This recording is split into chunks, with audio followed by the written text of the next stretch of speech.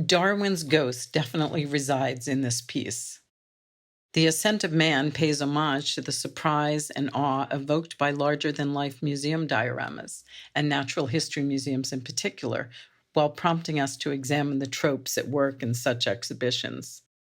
The idea for Nuclear Family Ascent of Man came about when I started to think about creating a contemporary natural history museum, Museo du Profundo Mundo. And I remembered, I thought, a diorama that I might have seen somewhere on the East Coast when I was a kid that was like Darwin's Descent of Man, of the evolution of monkey to man. I thought about what the diorama might look like in the future if we ascended.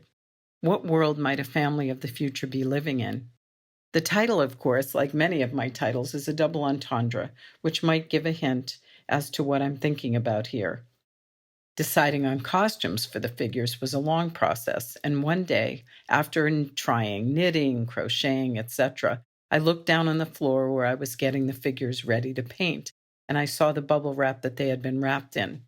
Aha, I knew then that the idea of working with the environmental impacts of plastic in the future and in the oceans, that the bubble wrap might be the perfect protective gear for this future family. I decided on putting them in a winter scene, using shredding for the snow, when I went to empty out my shredding bin filled with junk mail and realized that it fell like snow all over the floor where I was working. This diorama, placed in Runyon Gallery with the ocean behind it, seems right at home, don't you agree? The figures seem to be walking right out of the ocean and into the space.